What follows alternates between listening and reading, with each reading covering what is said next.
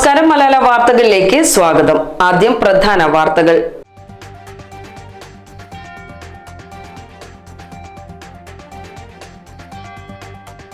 ആഢ്യൻപാറ ജല ടൂറിസം കേന്ദ്രത്തിൽ ടിക്കറ്റ് നിരക്ക് വർദ്ധിപ്പിച്ചു. അടിസ്ഥാന സൗകര്യങ്ങളില്ലാതെ വിനോദസഞ്ചാരികൾ.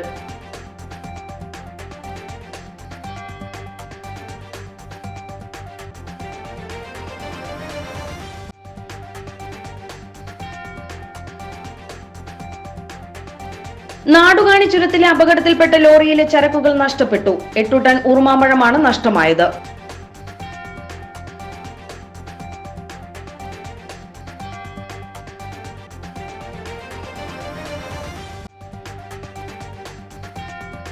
നിലമ്പൂർ നഗരസഭയുടെ 2024-25 സാമ്പത്തിക വർഷത്തിലെ ബജറ്റിൽ പാർപ്പിടത്തിനും കുടിവെള്ളത്തിനും ചന്തക്കുന്ന് ബസ് സ്റ്റാൻഡിനും മുൻഗണന. മിച്ച ബജറ്റാണ് നഗരസഭാ വൈസ് ചെയർപേഴ്സൺ അരുമ ജയകൃഷ്ണൻ അവതരിപ്പിച്ചത്.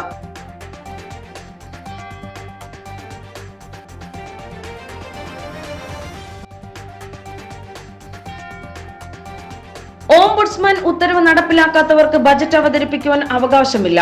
UDF കൗൺസിലർമാർ ഇന്ന് 12:30 ബജറ്റ് ബഹിഷ്കരിച്ച് പ്രതിഷേധ ധർണ നടത്തി.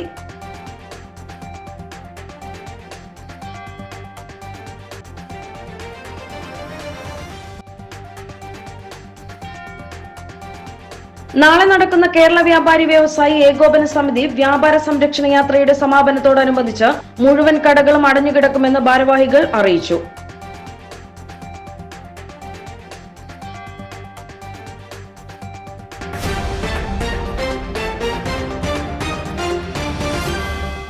വാർത്തകൾ വിശദമായി. ആഢ്യൻപാറ ജല ടൂറിസം കേന്ദ്രത്തിൽ ടിക്കറ്റ് നിരക്ക് വർദ്ധിപ്പിച്ചു.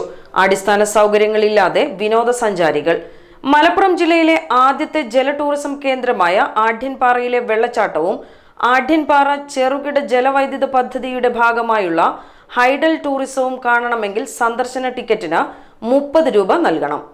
ആഢ്യൻപാറ ജല ടൂറിസം കേന്ദ്രത്തിൽ ടിക്കറ്റ് നിരക്ക് വർദ്ധിപ്പിച്ചു. അടിസ്ഥാന സൗകര്യങ്ങളില്ലാതെ വിനോദസഞ്ചാരികൾ. മലപ്പുറം ജില്ലയിലെ ആദ്യത്തെ ജല ടൂറിസം കേന്ദ്രമായ ആഢ്യൻപാറയിലെ വെള്ളച്ചാട്ടവും ആഢ്യൻപാറ ചെറുകിട ജലവൈദ്യുത പദ്ധതിയുടെ ഭാഗമായുള്ള ഹൈഡൽ ടൂറിസവും കാണണമെങ്കിൽ സന്ദർശന ടിക്കറ്റിന് 30 രൂപ നൽകണം. 10 രൂപയായിരുന്ന ചാർജാണ് 30 രൂപയായി വർദ്ധിപ്പിച്ചത്. 20 രൂപ ആഢ്യൻപാറ ജല ടൂറിസം കേന്ദ്രത്തിനും 10 രൂപ ഹൈഡൽ ടൂറിസത്തിനുമാണ് ഈടാക്കുന്നത്. അവധി ദിവസങ്ങളിൽ ഉൾപ്പെടെ 100 കണക്കിന് വിനോദസഞ്ചാരികളാണ് പ്രകൃതി സൗന്ദര്യം ആസ്വദിക്കുവാനും തണുപ്പുള്ള വെള്ളത്തിൽ ഒന്ന് കുളിക്കുവാനുമായി എത്തുന്നത്. ടൂറിസം വകുപ്പിന് കീഴിലാണ് ആഢ്യൻപാറ ജല ടൂറിസം കേന്ദ്രമുള്ളത്. സ്ത്രീകളും കുട്ടികളും ഉൾപ്പെടെ എത്തുന്ന വിനോദസഞ്ചാരികൾക്ക് വസ്ത്രങ്ങൾ മാറുന്നതിനുള്ള സൗകര്യം പോലുമില്ല. ഇതിനായി ഒരുക്കിയിരുന്ന മുറികൾ നിലവിൽ ടൂറിസ്റ്റ് കേന്ദ്രത്തിലെ ഉപകരണങ്ങൾ ഉൾപ്പെടെ സൂക്ഷിക്കുവാനുള്ള സ്റ്റോക്ക് റൂമാക്കി മാറ്റിയിരിക്കുകയാണ്. കുളിക്കാൻ ഇവിടെ ഒരു ഭാഗത്ത് മാത്രമാണ് വിനോദസഞ്ചാരികൾക്ക് അനുമതിയുള്ളത്. അതിനാൽ തന്നെ കുട്ടികൾക്കും സ്ത്രീകൾക്കും വസ്ത്രങ്ങൾ മാറുന്നതിന് സുരക്ഷിതവും വൃത്തിയുമുള്ള അടച്ചുറപ്പുള്ള സംവിധാനം അനിവാര്യമാണ്. മാസം തോറും ലക്ഷക്കണക്കിന് രൂപയാണ് സന്ദർശന പാസിന്റെ മറവിൽ ജില്ലാ ടൂറിസം കേന്ദ്രത്തിലേക്ക് എത്തുന്നത്. ഇതിൽ കുറഞ്ഞ ഒരു തുക നീക്കിവെച്ചാൽ വിനോദസഞ്ചാരികൾക്ക് അടിസ്ഥാന സൗകര്യം ഒരുക്കുവാനും കഴിയും. ചെറുകിട ജലവൈദ്യുത പദ്ധതിയുടെ ഭാഗമായി മഴക്കാലത്തും വേനൽക്കാലത്തും വൈദ്യുതി ഉൽപ്പാദിപ്പിക്കുന്നതിനാൽ രാവിലെയും ഉച്ചയ്ക്ക് ശേഷവുമാണ് ഈ ഭാഗത്ത് വെള്ളമുണ്ടാവുക. മഴക്കാലത്ത് മാത്രം വൈദ്യുതി ഉൽപ്പാദനം എന്നാണ് ജനങ്ങൾക്ക് അധികൃതർ നൽകിയിരുന്ന ഉറപ്പ്. എന്നാൽ കടുത്ത വേനലിലും പുഴയിലെ വെള്ളം ഉപയോഗിച്ചുള്ള വൈദ്യുതി ഉൽപ്പാദനം നടക്കുന്നുണ്ട്. അതിനാൽ തന്നെ നിശ്ചിത സമയങ്ങളിലാണ് വൈദ്യുത നിലയത്തിന് താഴ്ഭാഗത്തേക്കുള്ള കാഞ്ഞിരപ്പുഴയിൽ വെള്ളമുണ്ടാവുക. ടൂറിസം വികസനത്തിന് വിനോദസഞ്ചാരികളിൽ നിന്നും ഈടാക്കുന്ന ടിക്കറ്റ് ചാർജിൽ വർധനവ് നടത്തുന്നതിൽ തെറ്റില്ല. എന്നാൽ അവർക്ക് അടിസ്ഥാന സൗകര്യം ഒരുക്കി നൽകേണ്ട ഉത്തരവാദിത്തത്തിൽ നിന്നും പിന്മാറാനും കഴിയില്ല. നാടുകാണി ചുരത്തിലെ അപകടത്തിൽപ്പെട്ട ലോറിയിലെ ചരക്കുകൾ നഷ്ടപ്പെട്ടു. 8 ടൺ ഉറുമാമ്പഴമാണ് നഷ്ടമായത്. നാടുകാണി ചുരത്തിലെ അപകടത്തിൽപ്പെട്ട ലോറിയിലെ ചരക്കുകൾ നഷ്ടപ്പെട്ടു. 8 ടൺ ഉറുമാമ്പഴമാണ് നഷ്ടമായത്. നിയന്ത്രണം വിട്ട അപകടത്തിൽപ്പെട്ട ലോറിയിലെ ടാങ്കിലെ ഡീസൽ മുഴുവനും ഊറ്റിയെടുത്തിട്ടുണ്ട്. കൂടാതെ വാഹനത്തിന്റെ താക്കോലും കാണാനില്ല. ലോറിയിലെ ജീവനക്കാർ മൈസൂർ സ്വദേശികളാണ്. പരിക്കേറ്റ ഇവർ വഴിക്കടവിലെ സ്വകാര്യ ആശുപത്രിയിലാണ് ചികിത്സ തേടിയത്. അപകട സ്ഥലത്തെത്തിയപ്പോഴാണ് ലോറിയിലെ ഉറുമാമ്പഴം പൂർണ്ണമായും നഷ്ടപ്പെട്ട വിവരം അറിയുന്നത്. ആന്ധ്രയിൽ നിന്ന് പൊന്നാനിയിലേക്ക് ഉറുമാമ്പഴമായിട്ട് വരുന്ന 8 ടൺ ലോഡ് ഉറുമാമ്പഴം ഉണ്ടായിരുന്നു എന്നാണ് ലോറിയിലെ ജീവനക്കാർ പറയുന്നത്. അപ്പോൾ രാത്രി 10:30 അപകടം ഉണ്ടായപ്പോൾ ലോറി ഡ്രൈവർക്ക് ചെറിയ പരിക്കേറ്റു. ഇവരെയും കൊണ്ട് ഹോസ്പിറ്റലിൽ പോയി പിറ്റേ ദിവസം ഞായറാഴ്ച പുലർച്ചെയാണ് ഇവർ ലോറിയുടെ അടുത്തേക്ക് എത്തുന്നത്. അപ്പോഴേക്കും 1 ടൺ ഒഴികെ ബാക്കി 7 ടണ്ണോളം ഉറുമാമ്പഴം നഷ്ടമായി എന്നുള്ള രീതിയിലാണ് ചിതറിക്കിടക്കുകയാണ്. അത് എല്ലാം പൊറുക്കി ആര് കൊണ്ടുപോയി എന്നുള്ളൊരു തെളിവൊന്നുമില്ല. ഈ മേഖലയിൽ നിരന്തരം കാട്ടാന റോഡിലേക്ക് ഇറങ്ങുന്ന കടുവയുടെ സാന്നിധ്യം, ഇതുപോലുള്ള മൃഗങ്ങളെ വന്യജീവികളുടെ സാന്നിധ്യം റിപ്പോർട്ട് ചെയ്യപ്പെട്ട മേഖല കൂടിയാണിത്. ഇവിടെ വനം വകുപ്പ് നേരത്തെ നിരീക്ഷണ ക്യാമറകളും മറ്റൊക്കെ സ്ഥാപിച്ചിരുന്നെങ്കിലും ഇപ്പൊ അടുത്തിടെ ആ ക്യാമറ മുഴുവൻ ഒഴിവാക്കി. അങ്ങനെ ഇപ്പോ ചുരത്തിൽ എന്ത് അപകടം ഉണ്ടായാലും, അപകടത്തിൽപ്പെട്ടാലും കൊക്കയിലേക്ക് വീണ് കഴിഞ്ഞാലും പുറലോകം അറിയണമെന്നുണ്ടെങ്കിൽ ഒരുപാട് സമയം പിടിക്കുന്നുണ്ട്. ജില്ലാ ലോറി ഉടമസ്ഥ സംഘം ഭാരവാഹി ഹനീഫ ആലങ്ങാടന്റെ നേതൃത്വത്തിൽ വഴിക്കടവ് പോലീസ് സ്റ്റേഷനിൽ പരാതി നൽകി. നിലമ്പൂർ നഗരസഭയുടെ 2024-25 സാമ്പത്തിക വർഷത്തിലെ ബജറ്റിൽ പാർപ്പിടത്തിനും കുടിവെള്ളത്തിനും ചന്തക്കുന്ന് ബസ് സ്റ്റാൻഡിനും മുൻഗണന. മുന്നീക്കിരിപ്പായ 2,15,62,753 ഉൾപ്പെടെ 58,83,58,263 രൂപ വരവും 57,46,42,636 രൂപ ചിലവും 1,37,15,628 രൂപ നീക്കിയിരിപ്പുമുള്ള മിച്ച ബജറ്റാണ് നഗരസഭാ വൈസ് ചെയർപേഴ്സൺ അരുമ ജയകൃഷ്ണൻ അവതരിപ്പിച്ചത്. നിലമ്പൂർ നഗരസഭയുടെ 2024-25 സാമ്പത്തിക വർഷത്തിലെ ബജറ്റിൽ പാർപ്പിടത്തിനും കുടിവെള്ളത്തിനും ചന്തക്കുന്ന് ബസ് സ്റ്റാൻഡിനും മുൻഗണന. മുൻ നീക്കിയിരിപ്പായ 2,15,62,753 ഉൾപ്പെടെ 58,83,58,263 രൂപ വരവും 57,46,42,636 രൂപ ചിലവും 1,37,15,628 രൂപ നീക്കിയിരിപ്പുമുള്ള മിച്ച ബജറ്റാണ് നഗരസഭാ വൈസ് ചെയർപേഴ്സൺ അരുമ ജയകൃഷ്ണൻ അവതരിപ്പിച്ചത്. നിലവിൽ ഉണ്ടായിരുന്ന പ്രശ്നം എന്ന് പറഞ്ഞാൽ നമ്മുടെ വൈദ്യുതി ശ്മശാനം, ഗ്യാസ് ക്രിമിറ്റോറിയം ഏകദേശം 2013 അതിന്റെ ആരംഭം ഉണ്ടായിട്ടുള്ളത്. അതിന്റെ മെയിൻ്റനൻസ് വർക്കിന് നമുക്ക് ഒരുപാട് തുക ചെലവായിട്ടുണ്ട്. 2 ആഴ്ചയ്ക്കുള്ളിൽ അതിന്റെ പഴയതിന്റെ വർക്കുകൾ തീരുകയും പുതിയ ഒരു ഗ്യാസ് ക്രിമിറ്റോറിയത്തിന് കൂടി നമ്മൾ 10 ലക്ഷം രൂപ ബഡ്ജറ്റ് നീക്കി വെച്ചിട്ടുണ്ട്. വനിതാ ഘടക പദ്ധതി പ്രകാരം നമ്മളെ കുടുംബശ്രീ സംരംഭകർക്ക് നമ്മൾ സബ്സിഡി കൊടുക്കുന്നതിന് വേണ്ടി 20 ലക്ഷം രൂപ മാറ്റി വെച്ചിട്ടുണ്ട്. നമ്മളെ വിദ്യാഭ്യാസ സ്ഥാപനങ്ങൾ, എല്ലാ വിദ്യാഭ്യാസ സ്ഥാപനങ്ങളിലും ഹൈടെക് ആക്കാനും, ക്ലാസ് റൂമുകൾ ഹൈടെക് ആക്കാനും, കുടിവെള്ളം, അതുപോലെ തന്നെ ഹൈസ്കൂളുകളിൽ പെൺകുട്ടികളെ ഉദ്ദേശിച്ച് തന്നെ മെൻസ്ട്രൽ കപ്പുകളും അതേപോലെ തന്നെ നാപ്കിൻ ഡിസ്ട്രോയറും അടക്കമുള്ള കാര്യങ്ങൾ നമ്മൾ അവിടെ ഹരിത നഗരസഭ എന്നുള്ള നിലയ്ക്ക് നമ്മൾ അവിടെ ചെയ്തു വരുന്നുണ്ട്. പാർപ്പിടം മേഖലയിൽ 11 കോടി രൂപയാണ് പ്രധാനമായും വകയിരുത്തിയിട്ടുള്ളത്. നിലവിലെ ഭരണസമിതിയുടെ 4ാമത്തെ ബജറ്റുമാണ് പ്രതിപക്ഷ ബഹിഷ്കരണത്തിനിടെ നഗരസഭയിൽ അവതരിപ്പിച്ചത്.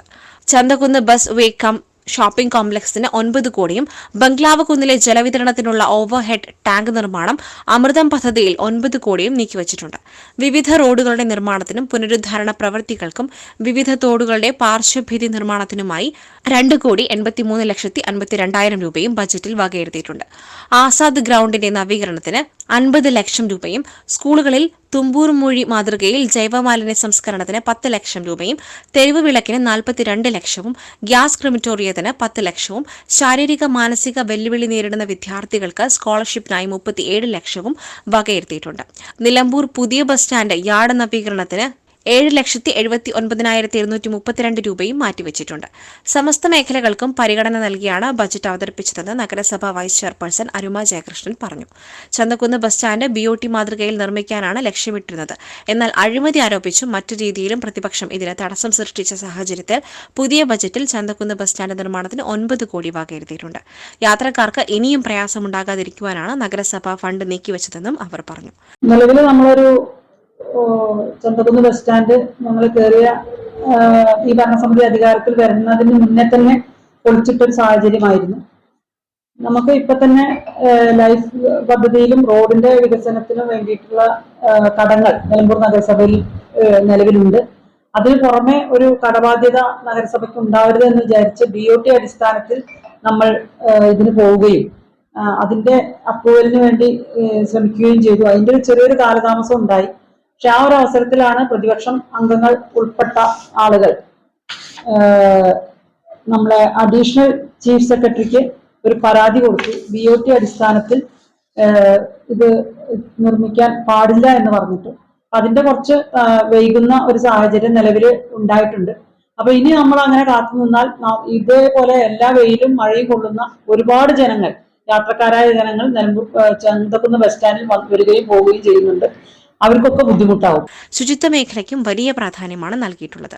നിലമ്പൂർ നഗരസഭയുടെ സമ്പൂർണ്ണ വികസനം ലക്ഷ്യമിട്ട ജനക്ഷേമം മുൻനിർത്തിയുള്ള ബജറ്റാണെന്നും അരുമ ജയകൃഷ്ണൻ പറഞ്ഞു. നഗരസഭാ ചെയർമാൻ മാട്ടുമൽ സലീം അധ്യക്ഷത വഹിച്ചു. ഓംബുഡ്സ്മാൻ ഉത്തരവ് നടപ്പിലാക്കാത്തവർക്ക് ബജറ്റ് അവതരിപ്പിക്കുവാൻ അവകാശമില്ല. UDF കൗൺസിലർമാർ ഇന്ന് 12:30 ബജറ്റ് ബഹിഷ്കരിച്ച് പ്രതിഷേധ ധർണ നടത്തി. ഓംബുഡ്സ്മാൻ ഉത്തരവ് നടപ്പിലാക്കാത്തവർക്ക് ബജറ്റ് അവതരിപ്പിക്കുവാൻ അവകാശമില്ല. UDF കൗൺസിലർമാർ ഇന്ന് 12:30 ബജറ്റ് ബഹിഷ്കരിച്ച് പ്രതിഷേധ ധർണ നടത്തി.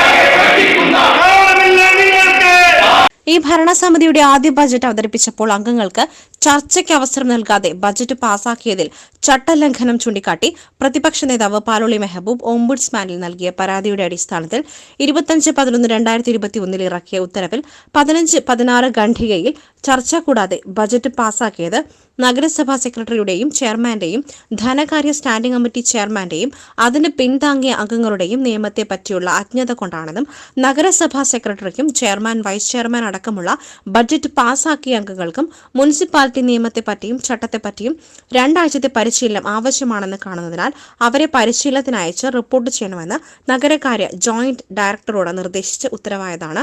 എന്നാൽ നഗരസഭ 4ാം ബഡ്ജറ്റ് അവതരിപ്പിക്കുന്ന സമയം വരെയും ഈ ഉത്തരവ് നടപ്പിലാക്കാതെ ബജറ്റ് അവതരിപ്പിക്കുവാൻ ഇവർക്ക് ധാർമ്മിക അവകാശമില്ലെന്നും ആയതിനാൽ അംഗീകരിക്കാനാകില്ലെന്നും പ്രതിപക്ഷ നേതാവ് പാലോളി മെഹബൂബ് പറഞ്ഞു. ബഹുമാനപ്പെട്ട ഓംബുഡ്സ്മാന്റെ 25/11/2021 സുപ്രധാനമായ വിധിയുടെ പൂർണ്ണമായിട്ടുള്ള ലംഘനമാണ് ഈ നഗരസഭയിൽ നിന്ന് നടന്നിട്ടുള്ളത്. ഈ നഗരസഭാ ഭരണസമിതിയുടെ ആദ്യ ബഡ്ജറ്റ് തന്നെ നിയമങ്ങളും ചട്ടങ്ങളും പാലിക്കാതെ അംഗങ്ങൾക്ക് ചർച്ച ചെയ്യാനുള്ള അവസരം കൊടുക്കാതെ നടത്തിയത് നിയമവിരുദ്ധമാണെന്നും ഈ നിയമവിരുദ്ധമായ നടപടികളിലൂടെ ബഡ്ജറ്റ് അവതരിപ്പിച്ച ചെയർമാനും വൈസ് ചെയർമാനും നഗരസഭാ സെക്രട്ടറിയും ആ ബഡ്ജറ്റിനെ പിന്താങ്ങിയിട്ടുള്ള അംഗങ്ങളും നിലവിലെ കേരള മുനിസിപ്പാലിറ്റി നിയമങ്ങളും ചട്ടങ്ങളെക്കുറിച്ച് ഒരു ജ്ഞാനവുമില്ലാത്തവരാണെന്നും അതിനാൽ ഈ ആളുകളെ നിർബന്ധമായും 2 ആഴ്ചക്കാലത്തെ പരിശീലനത്തിന് അയച്ചുകൊണ്ട് റിപ്പോർട്ട് ചെയ്യണമെന്ന് നഗരകാര്യ ജോയിന്റ് ഡയറക്ടറോട് 25/11/2001 ബഹുമാനപ്പെട്ട ഓംബുഡ്സ്മാൻ വിധി ഇപ്പോഴും നിലനിൽക്കുകയാണ്.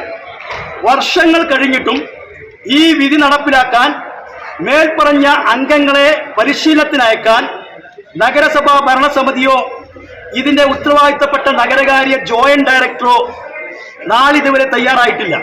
കൌൺസിൽ യോഗത്തിൽ മുതിർന്ന അംഗം VA കരീം ഈ വിഷയം ഉയർത്തിയെങ്കിലും അവഗണിച്ച് ബജറ്റ് അവതരണം തുടർന്നതിനാൽ UDF അംഗങ്ങൾ ബഹിഷ്കരിച്ചിറങ്ങി. നഗരസഭയ്ക്ക് മുൻപിൽ UDF മുനിസിപ്പൽ കമ്മിറ്റിയുടെ നേതൃത്വത്തിൽ പ്രതിഷേധ ധർണ നടത്തി. കഴിഞ്ഞ വർഷങ്ങളിൽ ബഡ്ജറ്റിൽ കൊണ്ടുവന്ന പദ്ധതികൾ നടപ്പിലാക്കിയില്ലെന്നും ഇത് കൂടിയാലോചനകളില്ലാത്ത തട്ടിക്കൂട്ട് ബഡ്ജറ്റാണെന്നും UDF നേതാക്കൾ ആരോപിച്ചു. ഓംബുഡ്സ്മാൻ വിധി നടപ്പിലാക്കിക്കൊണ്ട് അവർക്ക് 2 ആഴ്ചയോളമാണ് അവർക്ക് പണിഷ്മെന്റ് വിധിച്ചിട്ടുള്ളത്. ഈ നിയമം അവർക്ക് അറിയില്ല എങ്കിൽ, ഇവിടുത്തെ മുനിസിപ്പാലിറ്റി ചെയർമാനും വൈസ് ചെയർമാനും അറിയില്ല എങ്കിൽ ആ നിയമം അവരെ പഠിപ്പിക്കാനാണ് ഈ വിധി കൊണ്ട് കോടതി ഉദ്ദേശിക്കുന്നത്. അതുകൊണ്ട് തന്നെ ഈ വിധി ഈ 2 ആഴ്ചത്തെ പരിശീലനം ചെയർമാന്റെ കൂട്ടരും അതിന് പോകാതെ നിലമ്പൂർ മുനിസിപ്പാലിറ്റിയിൽ UDFന് വിശ്രമമില്ല എന്നാണ് ഞങ്ങൾക്ക് ഇതിന് പറയാനുള്ളത്. LDF പ്രകടന പത്രികയിൽ പറഞ്ഞ ചന്തക്കുന്ന് ബസ് സ്റ്റാൻഡ് ഉൾപ്പെടെ 4ാം വർഷമായിട്ടും നടപ്പിലാക്കിയിട്ടില്ല. വയോജനങ്ങളുടെ പേരിലുണ്ടാക്കിയ കെട്ടിടം ലക്ഷങ്ങളുടെ അഴിമതി നടത്തി വിജിലൻസ് കേസ് അന്വേഷണത്തിലാണ്. ഡയാലിസിസ് രോഗികൾക്ക് പ്രതിമാസം 4000 രൂപ നൽകുമെന്ന കഴിഞ്ഞ ബജറ്റ് തീരുമാനം നടപ്പിലാക്കിയില്ല. ഭിന്നശേഷിക്കാർക്കായി പ്രഖ്യാപിച്ചിരുന്ന പദ്ധതികൾ ഉൾപ്പെടെ പലതും പാതി വഴിയിലായി. റോഡുകളും തോടുകളും കെട്ടിടങ്ങളും അഴിമതിക്കും കമ്മീഷനും വേണ്ടിയുള്ള ഉപാധിയാക്കി മാറ്റി. ഔദ്യോഗിക സ്ഥാനത്തിരിക്കുന്ന ഒരു വ്യക്തി തന്നെ ലംഘിക്കുക എന്ന് പറയുന്നത് തീർത്തും അപലപനീയമായ ഒരു കാര്യമാണ്. അതൊരു കോടതി അലക്ഷ്യ കുറ്റം തന്നെയാണ്. അത് സെപ്പറേറ്റ് ആയിട്ടുള്ള ഒരു കോടതി അലക്ഷ്യ കുറ്റമാണ്. അങ്ങനെ ചെയ്യാതിരിക്കുന്നത് ഇവിടെ നടക്കുന്ന നിയമത്തിനോടുള്ള വെല്ലുവിളിയാണ്. ഇങ്ങനെയുള്ള കൊള്ളക്കാരും നിയമം അനുസരിക്കാത്തവരും നടത്തുന്ന ഒരു ബഡ്ജറ്റിന് ഒരു വിലയുമില്ല എന്ന് മാത്രമാണ് ഞാൻ പറയുന്നത്. ഭരണഘടനയുടെ ആമുഖം അച്ചടിച്ചിറക്കി ബഡ്ജറ്റ് അവതരിപ്പിക്കുന്നവർ ഭരണഘടനയിലെ നീതിയും സമത്വവും നടപ്പിലാക്കാതെ പ്രതിപക്ഷത്തെ മുഖവിലക്കെടുക്കാതെ അവഗണിച്ചാണ് പോകുന്നത്. ഒറ്റനോട്ടത്തിൽ ബഡ്ജറ്റ് നിരാശാജനകമാണ്. പഠിച്ചതിന് ശേഷം കൂടുതൽ പറയുന്നതാണെന്നും പ്രതിപക്ഷ നേതാവ് പറഞ്ഞു. UDF മുനിസിപ്പൽ ഭാരവാഹികളായ Nanikutty Kummancheri, advocate Sherry George, കൌൺസിലർമാരായ VA Kareem, Daisy Chacko, Raziya Allampadam, Sally Biju, Rajalakshmi, Shuhaib Muthu, സൈഫുനാന്തി എന്നിവർ ധർണയ്ക്ക് നേതൃത്വം നൽകി. നിലമ്പൂർ നഗരസഭ ബജറ്റ് ബഹിഷ്കരിച്ച് കോൺഗ്രസ് അംഗങ്ങൾ. 2021 ഓംബുഡ്സ്മാൻ വിധിയെ മറികടന്നുള്ള ബജറ്റ് അംഗീകരിക്കുന്നില്ലെന്നും പ്രതിപക്ഷം. നഗരസഭയുടെ വികസന പ്രവർത്തനങ്ങളെ തടസ്സപ്പെടുത്തുന്ന കോൺഗ്രസിന്റെ പുതിയ അടവ് മാത്രമാണ് ബഹിഷ്കരണമെന്ന് ഭരണപക്ഷം. ജനങ്ങളുടെ വിഷയങ്ങളിൽ നിന്നും പ്രതിപക്ഷം ഒളിച്ചോടുകയാണെന്ന് ചെയർമാൻ മാട്ടുമൽ സലീം. മുൻ ബജറ്റുകളുടെ ആവർത്തനമെന്നും ഈ ബജറ്റിൽ പ്രതീക്ഷയില്ലെന്നും ഭരണകക്ഷി അംഗം ഇസ്മായിൽ എരഞ്ഞിക്കൽ. 9 കോടി രൂപ കടമെടുത്ത് Chanthakkunnu bus bay cum shopping complex നിർമ്മാണം അനുവദിക്കില്ലെന്ന് BJP അംഗം MK വിജയനാരായണൻ. നിലവിലെ സംസ്ഥാന സർക്കാരിന്റെ അവസ്ഥയിലേക്ക് നഗരസഭയെയും കൊണ്ടെത്തിക്കുവാൻ മാത്രമേ ഇതിലൂടെ സാധിക്കുന്നുവെന്നും അദ്ദേഹം പറഞ്ഞു. നഗരസഭയിൽ വൈസ് ചെയർപേഴ്സൺ അരുമ ജയകൃഷ്ണൻ ബജറ്റ് അവതരിപ്പിക്കുവാൻ എഴുന്നേറ്റതോടെ ഓംബുഡ്സ്മാന്റെ വിധി വായിച്ച് മുതിർന്ന കോൺഗ്രസ് അംഗം രംഗത്ത് വന്നു. ഇതിന് പിന്തുണയുമായി പ്രതിപക്ഷ നേതാവ് പാലോളി മെഹബൂബ് ഉൾപ്പെടെ എഴുന്നേൽക്കുകയും ബജറ്റ് പ്രസംഗം ബഹിഷ്കരിക്കുന്നതായും അറിയിച്ചിറങ്ങിപ്പോയി. പുറത്ത് മുദ്രാവാക്യം വിളികളോടെ പ്രതിഷേധം തുടർന്നു. നഗരസഭാ ചെയർമാൻ, വൈസ് ചെയർമാൻ ഉൾപ്പെടെയുള്ളവർക്ക് പ്രത്യേക പരിശീലനം നൽകണമെന്ന നിർദ്ദേശം ലംഘിച്ചാണ് വൈസ് ചെയർപേഴ്സൺ ബജറ്റ് അവതരിപ്പിച്ചതെന്നും അതിനാലാണ് ബജറ്റ് ബഹിഷ്കരിച്ചതെന്നും പ്രതിപക്ഷ നേതാവ് പറഞ്ഞു. പ്രതിപക്ഷ അഭിപ്രായങ്ങൾ കേൾക്കുവാനോ കൂടിയാലോചനകൾ നടത്തുവാനോ തയ്യാറാകാതെ ജനാധിപത്യ വിരുദ്ധ നിലപാടാണ് ചെയർമാൻ ഉൾപ്പെടെയുള്ളവർ സ്വീകരിക്കുന്നതെന്നും അദ്ദേഹം പറഞ്ഞു. കോൺഗ്രസ് ഗ്രൂപ്പ് പോരിന്റെ മറവിൽ കോൺഗ്രസിൽ മുതിർന്ന നേതാവ് VA കരീമിനെ ഒതുക്കുവാൻ പ്രതിപക്ഷ നേതാവ് പാലോളി മെഹബൂബ് നടത്തുന്ന വില കുറഞ്ഞ രാഷ്ട്രീയ നാടകമാണ് ബജറ്റ് ബഹിഷ്കരണമെന്ന് നഗരസഭാ ചെയർമാൻ മാട്ടുമൽ സലീം പറഞ്ഞു. ഈ മുനിസിപ്പാലിറ്റിയിൽ ഏറ്റവും കൂടുതൽ ബജറ്റ് അവതരിപ്പിച്ച UDFന്റെ വൈസ് ചെയർമാൻ അടക്കം ഉള്ള ഒരു സദസ്സിലാണ് നമ്മൾ ഈ ബജറ്റ് അവതരിപ്പിക്കുന്നത്. ഈ പറയുന്ന പ്രതിപക്ഷം ഇവിടെയുള്ള വികസന പ്രവർത്തനങ്ങൾക്ക് സഹകരിക്കുന്നില്ല എന്ന് മാത്രമല്ല, ജനങ്ങൾക്ക് കിട്ടേണ്ട ആനുകൂല്യങ്ങൾ മുടക്കാനാണ് തീരുമാനിച്ചിട്ടുള്ളത്. കാരണം കഴിഞ്ഞ പ്രാവശ്യം തന്നെ നമ്മുടെ പദ്ധതി നടപ്പിലാക്കരുത് എന്ന് DPCക്ക് കത്തെഴുതേണ്ടതായി. അപ്പോൾ ഒരു ഭരണത്തിനോടുള്ള വെറുപ്പ് മാത്രമല്ല, ഈ നാട്ടിൽ ഒരു വികസന പ്രവർത്തനങ്ങളും നടക്കരുത് എന്നുള്ള ഒരു വിഭാഗത്തിൻ്റെ, കോൺഗ്രസിൻ്റെ ഒരു വിഭാഗത്തിൻ്റെ ഒരു ശ്രമമാണ് ഇപ്പം നമുക്ക് കാണാൻ കഴിയുന്നത്. ഇവിടെ വൈസ് ചെയർമാൻ അവതരിപ്പിക്കുന്ന ബജറ്റ് ഈ പറയുന്ന സ്റ്റാൻഡിംഗ് കമ്മിറ്റി, അതായത് സാമ്പത്തിക കാര്യ സ്റ്റാൻഡിംഗ് കമ്മിറ്റി അല്ലേ, ധനകാര്യ സ്റ്റാൻഡിംഗ് കമ്മിറ്റിയിൽ ചർച്ച ചെയ്ത് എടുക്കുന്ന തീരുമാനമാണ് ഈ ബജറ്റ് അവതരണം. ഇതിൽ VA കരീം ഉണ്ട്, ഒരു വിയോജിപ്പും രേഖപ്പെടുത്തിയിട്ടില്ല. VA കരീം എന്ന് പറയുമ്പോൾ കോൺഗ്രസിൻ്റെ നമുക്കറിയാം സ്റ്റേറ്റ് സെക്രട്ടറി ഒക്കെ ആയിരുന്ന ആളാണ്. ഇവിടെ നടക്കുന്നത് എന്താ വെച്ചാൽ അവരുടെ ഇടയിലുള്ള രാഷ്ട്രീയം, അതായത് ഇപ്പം ഉത്ഭവിച്ച ആര്യാടൻ ഫൗണ്ടേഷനും VS ജോയി ഗ്രൂപ്പുമായിട്ടുള്ള പ്രശ്നം, അത് രാഷ്ട്രീയവൽക്കരിച്ച് നമ്മുടെ മുനിസിപ്പാലിറ്റിയിലേക്ക് വരിക എന്നുള്ളതേ ഉള്ളൂ. കാരണം ഇദ്ദേഹത്തെ ഇടിച്ചു താഴ്ത്താൻ ഇപ്പോൾ തെരഞ്ഞെടുപ്പ് നടന്നുകൊണ്ടിരിക്കുകയാണ്. ഈ ആര്യാടൻ ഫൗണ്ടേഷൻ്റെ മേലിൽ ഈ VA കരീം വരാതിരിക്കാൻ പാലോളിയും മറ്റും കളിക്കുന്ന ഒരു കുലിസിത ശ്രമമായിട്ടാണ് നമുക്കിത് കാണാൻ കഴിയുന്നത്. കാരണം അതിൻ്റെ ഏറ്റവും വലിയ തെളിവാണ് ഈ 2-3 ദിവസം മുമ്പ് അട്ടപ്പാടിയിൽ നടന്ന യൂത്ത് കോൺഗ്രസിൽ ഇവിടുന്ന് പോയിട്ട് യൂത്ത് കോൺഗ്രസ്സുകാർ ചെയ്യുന്നത് കേസ്. ആ കേസ് ആരാ? VA കരീമിന്റെ പെങ്ങളെ കല്യാണം കഴിച്ച ആളാണ് അതിലെ പ്രതി. ആ രാഷ്ട്രീയം എന്താ അപ്പോൾ കോൺഗ്രസിന്റെ തെരഞ്ഞെടുപ്പുമായി ബന്ധപ്പെട്ട് ആര്യാടൻ ഫൗണ്ടേഷനും VS ജോയും തമ്മിലുള്ള ഗ്രൂപ്പ് വൈര്, ആര്യാടന്മാർ അല്ലെങ്കിൽ അദ്ദേഹം VA കരീം ആ ഫൗണ്ടേഷന്റെ ഉയരത്തിൽ വരുന്നത് തടയാൻ വേണ്ടി പാലോളി കാണിക്കുന്ന ഒരു നാടകമാണ്. ഓംബുഡ്സ്മാന്റെ 2021 വിധിക്ക് ഹൈക്കോടതി സ്റ്റേ അനുവദിച്ച കാര്യം പ്രതിപക്ഷം മറച്ചുവെച്ചാണ് ഇല്ലാത്ത ആരോപണം ഉന്നയിക്കുന്നതെന്ന് CPI അംഗവും വികസന സ്റ്റാൻഡിംഗ് കമ്മിറ്റി ചെയർമാനുമായ PM ബഷീർ പറഞ്ഞു. ധനകാര്യ സ്റ്റാൻഡിംഗ് കമ്മിറ്റി ചെയർമാൻ ബജറ്റ് അവതരിപ്പിക്കണം. ധനകാര്യ സ്റ്റാൻഡിംഗ് കമ്മിറ്റി തീരുമാനപ്രകാരം എന്തൊക്കെ അവതരിപ്പിക്കണം, എന്തൊക്കെ അവതരിപ്പിക്കാൻ പാടില്ല, എന്ന് അവതരിപ്പിക്കണം, ഏത് സമയത്ത് അവതരിപ്പിക്കണം സംബന്ധിച്ച് അന്തിമ തീരുമാനം ധനകാര്യ സ്റ്റാൻഡിംഗ് കമ്മിറ്റിയിലാണ്. അപ്പോൾ നിങ്ങൾക്ക് ആ മിനിറ്റ്സ് എടുത്ത് പരിശോധിച്ചാൽ അറിയാൻ കഴിയും. അതിനകത്ത് ബഹുമാനായ VA കരീം പങ്കെടുക്കുക, അദ്ദേഹത്തിൻ്റെ ഓരോ അഭിപ്രായങ്ങൾ, പ്രത്യേകിച്ച് അദ്ദേഹത്തിൻ്റെ വാർഡിനകത്ത് പട്ടികവർഗ കോളനിയിൽ കുറച്ചും കൂടി ഫണ്ട് വെക്കണം എന്നൊക്കെ ആവശ്യപ്പെടുക. എന്നിട്ട് നമുക്ക് ഇന്ന ദിവസം എനിക്ക് പറ്റൂല 11 മണിക്ക് തന്നെ വെക്കണം എന്ന് പറയാം. എന്നിട്ട് വന്നിട്ട് VA കരിമൻ എന്നെ കൊണ്ടുതന്നെ ഈ സാധുവിനെ കൊണ്ട് വലുത് ഉന്നയിപ്പിക്കാം. അപ്പൊ ഇത് ഇവരകത്തുള്ള ഒരു ചക്രവർത്തി പോരാട്ടമാണ്. മനസ്സിലായോ? മറ്റൊരു പ്രധാനപ്പെട്ട ഒരു പ്രശ്നം എന്താ, ഈ ബഡ്ജറ്റുമായി ബന്ധപ്പെട്ടുകൊണ്ട് കഴിഞ്ഞ വർഷവും ഈ വർഷവും എടുത്തൊരു സമീപനം, നേരത്തെ പറഞ്ഞ പോലെ ബഡ്ജറ്റ് അവതരിപ്പിക്കുന്നതിൽ നിന്നും വൈസ് ചെയർമാനെ മാറ്റി നിർത്തണമെന്ന് കത്ത് കിട്ടിയ ഉടനെ അവർക്ക് ആവശ്യപ്പെട്ട് തിരുത്താമായിരുന്നു. അത് ചെയ്യാതെ ഒരു രാഷ്ട്രീയ നാടകം കളിക്കുക, അതിൻ്റെ പെരുമ വളച്ചൊടിച്ച് മുന്നോട്ട് കൊണ്ടുപോകും. സ്വാഭാവിക നിലമ്പൂർ നഗരസഭ അവതരിപ്പിച്ച ബജറ്റിന്റെ ആമുഖ പ്രസംഗത്തിൽ ചെയർമാൻ അക്കമിട്ട് ചില കാര്യങ്ങൾ നിരത്തിയിട്ടുണ്ട്. ആ നിരത്തിനെ സംബന്ധിച്ച് അവർക്ക് എന്തെങ്കിലും വിയോജിപ്പുണ്ടെങ്കിൽ പറയേണ്ട വേദി പറയാൻ കഴിയാതെ തിരിച്ചുപോയി അപഹാസ്യരായിക്കാണ് ഒന്ന്. രണ്ടാമത്, ഭരണഘടനാപരമായി ഏറ്റവും സുപ്രധാനമായിട്ടൊരു മീറ്റിംഗ് ആണ് ബഡ്ജറ്റ്. ഇപ്പൊ നിങ്ങൾ മാധ്യമപ്രവർത്തകർ എല്ലാവരും വന്നിട്ടുണ്ട്, നേരത്തെ പൗരപ്രമുഖർ വന്നിട്ടുണ്ട്. സാധാരണ ഒരു കൗൺസിൽ യോഗത്തിനകത്ത് പൗരപ്രമുഖർ ക്ഷണിക്കാറില്ല. അത് ഭരണഘടനാപരമായി ഏറ്റവും പ്രധാനപ്പെട്ട ഒരു ചടങ്ങാണ്. ആ ബഡ്ജറ്റ് ബഹിഷ്കരിച്ചു കോൺഗ്രസിന്റെ മെമ്പർമാർ. ഞാൻ പേരെടുത്ത് പറയുന്നില്ല. എന്താണ് കാരണം എന്നുള്ളത് നിങ്ങൾ അന്വേഷിച്ചാൽ മതി. കാരണം ഈ ഒരു അപഹാസ്യ പോക്കിന് അവരെതിരാണ്. ഇതാണ് ആകത്തുക പ്രതിപക്ഷത്തിന്റെ ഈ അപഹാസ്യത്തെ സംബന്ധിച്ച് സൂചിപ്പിക്കും. 2020 LDF വികസന മുന്നണിയുടെ പ്രകടന പത്രികയിലെ ഒരു കാര്യവും ഇതുവരെ ചെയ്യുവാൻ കഴിയാത്ത ഭരണപക്ഷത്തിന്റെ ഈ ബജറ്റിൽ ഭരണകക്ഷി അംഗമാണെങ്കിലും തനിക്ക് വിശ്വാസമില്ലെന്ന് ജനതാദൾ എസ് അംഗം ഇസ്മായിൽ എരഞ്ഞിക്കൽ പറഞ്ഞു. 6 മാസം കൊണ്ട് Chanthakkunnu bus stand bus come shopping complex നിർമ്മാണം 3 വർഷം കഴിഞ്ഞിട്ടും യാഥാർത്ഥ്യമായിട്ടില്ല. 9 കോടി മാറ്റിവെച്ചതായി ബജറ്റിൽ പറയുമ്പോഴും പ്രതീക്ഷയുമില്ല. മുൻ ബജറ്റുകളിൽ പറഞ്ഞ പല പദ്ധതികളും എങ്ങും എത്തിയില്ലെന്നും ഇസ്മായിൽ പറഞ്ഞു. കേന്ദ്ര സർക്കാർ പദ്ധതികളുടെ ഭാഗമായി വന്ന ആരോഗ്യ ഉപകേന്ദ്രങ്ങൾ ഉൾപ്പെടെ തങ്ങളുടെ വികസനമെന്ന അവകാശവാദം അപഹാസ്യമാണെന്ന് BJP അംഗം വി ജയനാരായണൻ പറഞ്ഞു. ഉച്ചയ്ക്ക് ശേഷം നടന്ന ബജറ്റ് ചർച്ചയിലും പ്രതിപക്ഷം പങ്കെടുത്തില്ല. നാളെ നടക്കുന്ന കേരള വ്യാപാരി വ്യവസായി ഏകോപന സമിതി വ്യാപാര സംരക്ഷണ യാത്രയുടെ സമാപനത്തോടനുബന്ധിച്ച് മുഴുവൻ കടകളും അടഞ്ഞുകിടക്കുമെന്ന് ഭാരവാഹികൾ അറിയിച്ചു. സംസ്ഥാന പ്രസിഡന്റ് രാജു അപ്സര നയിക്കുന്ന യാത്രയുടെ സമാപനത്തോടനുബന്ധിച്ച് 5 ലക്ഷം വ്യാപാരികൾ ഒപ്പിട്ട നിവേദനം മുഖ്യമന്ത്രിക്ക് സമർപ്പിക്കും.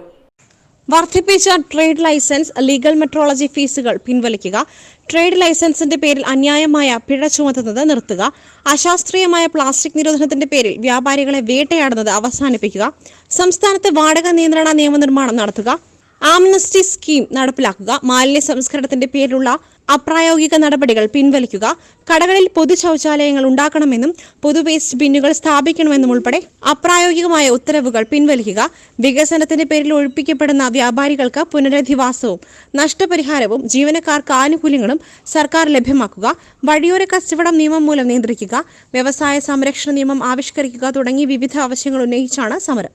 ചെറുകിട വ്യാപാരികൾ നടത്തുന്ന കടയടപ്പ് സമരത്തിന് വിവിധ സംഘടനകൾ നിലവിൽ പിന്തുണ പ്രഖ്യാപിച്ചിട്ടുണ്ടെന്നും സമരത്തിന്റെ വിജയത്തിന് വേണ്ടി എല്ലാവരും സഹകരിക്കണമെന്നും നേതാക്കൾ അഭ്യർത്ഥിച്ചു. അകമ്പാടം എസ് വളവിൽ ഓട്ടോറിക്ഷ മറിഞ്ഞു. കാര്യമായ പരിക്കുകളില്ലാതെ കുട്ടികൾ രക്ഷപ്പെട്ടു. ഇന്ന് രാവിലെ 9:15 ആനപ്പാറ ഭാഗത്തു നിന്നും കളക്കുന്നിലെ എരഞ്ഞിമങ്ങാട് UP സ്കൂളിലേക്ക് വരുമ്പോഴാണ് അപകടം. സാധാരണ വേഗതയിലാണ് ഓട്ടോറിക്ഷ വന്നിരുന്നതെന്ന് കുട്ടികൾ പറഞ്ഞു. LKG മുതൽ 7ാം ക്ലാസ് വരെയുള്ള ക്ലാസുകളിലെ 8 കുട്ടികളാണ് അപകടത്തിൽപ്പെട്ടത്. ഒരു കുട്ടിയുടെ വിരലിന് നേരിയ പൊട്ട് ഉണ്ടായതല്ലാതെ ആർക്കും പരിക്കില്ല. ചാലിയാർ കുടുംബാരോഗ്യ കേന്ദ്രത്തിൽ എത്തിച്ച് പ്രാഥമിക ചികിത്സ നൽകി. അകമ്പാടത്തു നിന്നും ആനപ്പാറയിലേക്കുള്ള റോഡിൽ കോരംകോട് ഭാഗത്തുള്ള എസ് വളവ് അപകടം നിറഞ്ഞ ഭാഗമാണ്. ഇവിടെ റോഡിന്റെ വീതി കൂട്ടുകയോ വളവ് ഒഴിവാക്കി ബദൽ സംവിധാനം ഏർപ്പെടുത്തുകയോ അനിവാര്യമാണ്. KSRTC ബസ്സും 10ഓളം സ്വകാര്യ ബസ്സുകളും ഉൾപ്പെടെ സർവീസ് നടത്തുന്ന ഭാഗം കൂടിയാണിത്. കാട്ടാനക്കുട്ടിയെ ചരിഞ്ഞ നിലയിൽ കണ്ടെത്തി. കാളികാവ് റേഞ്ചിൽ ചീങ്കക്കല്ല് കോളനിക്ക് സമീപം പുല്ലങ്കോട് ബീറ്റ് 2 ഭാഗത്താണ് കാട്ടാനക്കുട്ടിയെ ചരിഞ്ഞ നിലയിൽ കണ്ടെത്തിയത്. കാട്ടാനക്കുട്ടിയെ ചരിഞ്ഞ നിലയിൽ കണ്ടെത്തി. കാളികാവ് റേഞ്ചിൽ ചിങ്കക്കല്ല് കോളനിക്ക് സമീപം പുല്ലംകോട് ബീറ്റ് 2 ഭാഗത്താണ് കാട്ടാനക്കുട്ടിയെ ചരിഞ്ഞ നിലയിൽ കണ്ടെത്തിയത്. ആനക്കുട്ടിയുടെ പുറം ഭാഗത്തെ മാംസം കടിച്ചു പറിച്ച് തിന്ന നിലയിലാണ്. കടുവയോ പുലിയോ ആക്രമിച്ചതാകാമെന്നാണ് വനം വകുപ്പിന്റെ വിലയിരുത്തൽ. 2 ദിവസം മുൻപ് ഉൾവനത്തിൽ കാട്ടാനക്കുട്ടി ഒറ്റയ്ക്ക് നടക്കുന്നതായും ക്ഷീണിതനാണ് എന്നുമുള്ള വിവരം വനപാലകർക്ക് ലഭിച്ചിരുന്നു. ഇന്നലെയും ഇന്നും വനംവകുപ്പ് ജീവനക്കാർ തിരച്ചിൽ നടത്തിയെങ്കിലും കാട്ടാനക്കുട്ടിയെ കണ്ടെത്തിയിരുന്നില്ല. കോളനി നിവാസികളാണ് വനപാലകരെ കാട്ടാനക്കുട്ടിയെ ചരിഞ്ഞ നിലയിൽ കണ്ടെത്തിയ വിവരം അറിയിച്ചത്. വനംവകുപ്പ് തുടർ നടപടികൾ ആരംഭിച്ചു. ആനക്കുട്ടിയുടെ മൃതദേഹം പോസ്റ്റ്മോർട്ടം നടത്തും. ജില്ലയിലെ ക്ഷീര കർഷകർക്ക് താങ്ങായി ക്ഷീരവികസന വകുപ്പ് ക്ഷീര കർഷകരുടെ സാമൂഹികവും സാമ്പത്തികവുമായ ഉന്നമനം ഉറപ്പാക്കുന്നതിനോടൊപ്പം പാലുൽപാദനത്തിൽ സ്വയം പര്യാപ്തത കൈവരിക്കുന്നതിന് നിരവധി പ്രവർത്തനങ്ങളാണ് വകുപ്പ് മലപ്പുറം ജില്ലയിൽ നടപ്പാക്കി വരുന്നത്. ജില്ലയിലെ ക്ഷീര കർഷകർക്ക് താങ്ങായി ക്ഷീരവികസന വകുപ്പ് ക്ഷീര കർഷകരുടെ സാമൂഹികവും സാമ്പത്തികവുമായ ഉന്നമനം ഉറപ്പാക്കുന്നതിനൊപ്പം പാലുൽപാദനത്തിൽ സ്വയം പര്യാപ്തത കൈവരിക്കുന്നതിന് നിരവധി പ്രവർത്തനങ്ങളാണ് വകുപ്പ് മലപ്പുറം ജില്ലയിൽ നടപ്പാക്കി വരുന്നത്. ജില്ലയിലെ ക്ഷീര കർഷകർക്ക് പാൽ സംഭരണ വിലയായി പ്രതിവർഷം ലഭിക്കുന്നത് 132 കോടി രൂപയാണ്.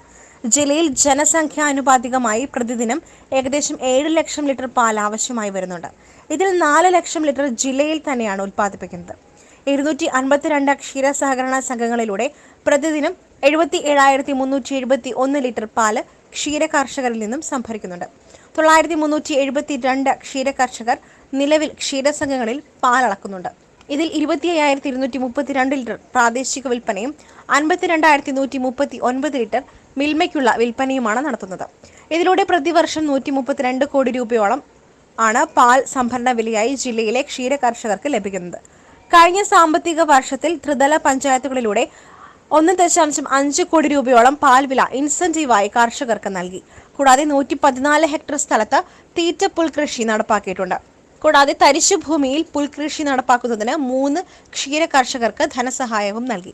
കൂടാതെ നിലവിലെ പാലുൽപാദനത്തിലെ കുറവ് നികത്തുവാൻ ക്ഷീരവികസന വകുപ്പ് നിരവധി പ്രവർത്തനങ്ങൾ നടത്തിവരുന്നുണ്ട്. ഒരു ക്ഷീരസംഘത്തിന് കെട്ടിടം നിർമ്മിക്കുന്നതിനും 3.75 ലക്ഷം രൂപയും മറ്റൊരു സംഘത്തിന് മീറ്റിംഗ് ഹാൾ നിർമ്മിക്കുന്നതിന് 5.25 ലക്ഷം രൂപയും ക്ഷീരവികസന വകുപ്പ് ധനസഹായം നൽകി. ക്ഷീരസംഘങ്ങളുടെ പാൽ സംഭരണ പരിശോധന സംവിധാനങ്ങൾ ഓട്ടോമേഷൻ ചെയ്യുന്നതിന് 30 ലക്ഷത്തോളം രൂപ ധനസഹായവും ഇതിനകം നൽകി. MSTP പദ്ധതിയിലൂടെ 2 പശു യൂണിറ്റുകൾ 31 എണ്ണം, 5 പശു യൂണിറ്റുകൾ 19 എണ്ണം, 10 പശു യൂണിറ്റുകൾ 6 എണ്ണവും നടപ്പാക്കി. 64 കാലിത്തൊഴുത്തുകളുടെ നവീകരണത്തിനും ആധുനികവൽക്കരണത്തിനുമായി 35 ലക്ഷത്തോളം ധനസഹായം, കറവ യന്ത്രം വാങ്ങുന്നതിനായി 22 കർഷകർക്ക് 6.6 ലക്ഷം രൂപ ധനസഹായം, 8 ക്ഷീര സംഘങ്ങൾക്ക് ബൂസ്റ്റർ പദ്ധതിയിലൂടെ പാൽ സംഭരണം വർദ്ധിപ്പിക്കുന്നതിനും 4 സംഘങ്ങൾക്ക് പാൽ സംഭരണ വാഹനമോടിക്കുന്ന ചിലവിലേക്കും ധനസഹായം നൽകി. 10,000 കിലോ കേരമേൻ, ഗോവിറ്റ് തുടങ്ങിയ ധാതുലവണ മിശ്രിതങ്ങൾ ക്ഷീര കർഷകർക്ക് സബ്സിഡി നിരക്കിൽ നൽകിയിട്ടുണ്ട്. അതിദരിദ്ര വിഭാഗങ്ങളുടെ ഉന്നമനത്തിനായി 9 കുടുംബങ്ങൾക്ക് 1 പശു യൂണിറ്റ് 100% ധനസഹായത്തോടെ നടപ്പാക്കുകയും ചെയ്തു. മലപ്പുറം ജില്ലയുടെ വിവിധ ഭാഗങ്ങളിൽ നിന്നും മുണ്ടിവീക്കം റിപ്പോർട്ട് ചെയ്യുന്നതായും ഈ അസുഖത്തിനെതിരെ കരുതിയിരിക്കണമെന്നും ജില്ലാ medical officer doctor R Renuka അറിയിച്ചു. മുണ്ടിനീര്, മുണ്ടിവീക്കം എന്നീ പേരുകളിൽ അറിയപ്പെടുന്ന ഈ രോഗം മിക്സോ വൈറസ് പരോറ്റിഡൈറ്റിസ് എന്ന വൈറസ് മൂലമാണ് ഉണ്ടാകുന്നത്.